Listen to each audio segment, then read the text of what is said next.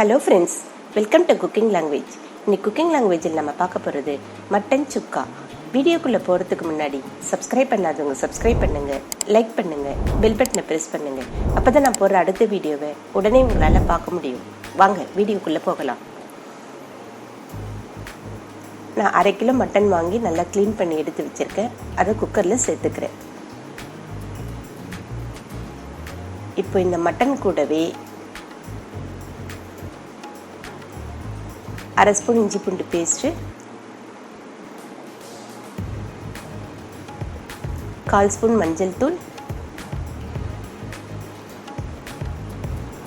1/2 spoon Kashmiri chilli powder சேர்த்து இப்போ இது கூட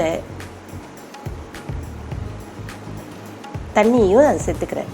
தண்ணி திட்டமாக சேர்த்துக்கோங்க, நிறைய தண்ணி சேர்க்க வேணாம். திட்டமான தண்ணி சேர்த்து இது ஒரு 4 விசில் விட்டு எடுத்துக்கலாம். இப்போ இந்த மட்டன் சுக்காவுக்கு நம்ம ஒரு மசாலா ரெடி பண்ணிக்கலாம். அதுக்கு நான் 1/2 ஸ்பூன் தனியா,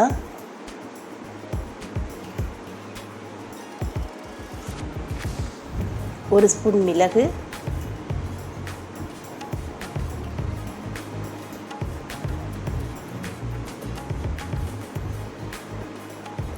1/2 ஸ்பூன் சீரகம்,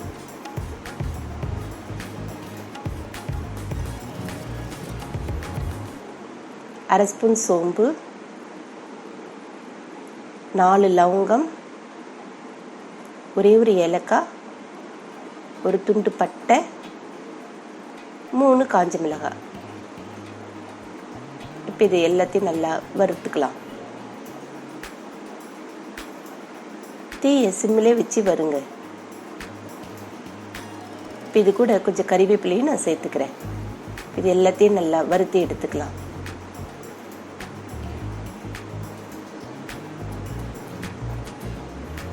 நல்லா வறுபட்டு வந்திருக்குது. இப்போ இதை ஆற வச்சு மிக்சியில் நம்ம பொடி பண்ணி எடுத்துகிட்டு வந்துடலாம். இப்போ நான் ஒரு கடாய் வச்சுட்டேன். கடாய் காஞ்சதும் அதில் 3 ஸ்பூன் எண்ணெய் விட்டுக்கிறேன். நான் ஒரு 150 கிராம் சின்ன வெங்காயத்தை எடுத்து நறுக்கி வச்சிருக்க சின்சிண்டா அதை இதில் சேர்த்து நம்ம நல்லா வதக்கி விட்டுக்கலாம். வெங்காயம் நல்லா கோல்டன் ப்ரௌன் வர வரைக்கும் நம்ம வதக்கிக்கலாம். வெங்காயம் நல்லா வதங்கி வந்துருச்சு. இப்போ இது கூட நான் கொஞ்சம் கறிவேப்பிலையும் சேர்த்துக்கிறேன். இது எல்லாத்தையும் நல்லா நம்ம கலந்து விட்டுக்கலாம். 1 ஸ்பூன் இஞ்சி பூண்டு பேஸ்ட் சேர்த்து இஞ்சி பூண்டினுடைய பச்சை வாசனை போகிற வரைக்கும் நம்ம நல்லா வதக்கி எடுத்துக்கலாம். இப்போ வெங்காயம் இஞ்சி பூண்டு எல்லாம் நல்லா வதங்கி வந்துடுச்சு. இப்போ நம்ம வேக வச்சிருக்கோம் இல்லையா மட்டன், அதை இதில் சேர்த்துக்கலாம். இது எல்லாத்தையும் நல்லா நம்ம கலந்து விட்டுக்கலாம்.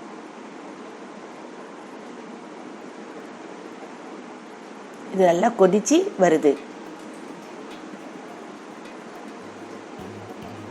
இது கூட இதுக்கு தேவையான உப்பையும் நான் சேர்த்துக்கினேன். சேர்த்துட்டு நம்ம அரைச்சி வச்சிருக்கோம் இல்லையா பொடி, அதையும் சேர்த்து நம்ம நல்லா கலந்து விட்டுக்கலாம்.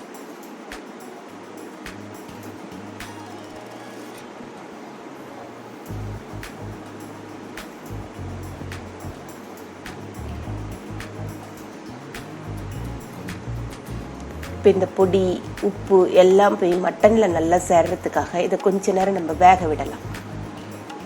இப்போ நல்லா வெந்து வந்துடுச்சு. நம்மளுடைய மட்டன் சுக்கா ரெடி ஆகிடுது.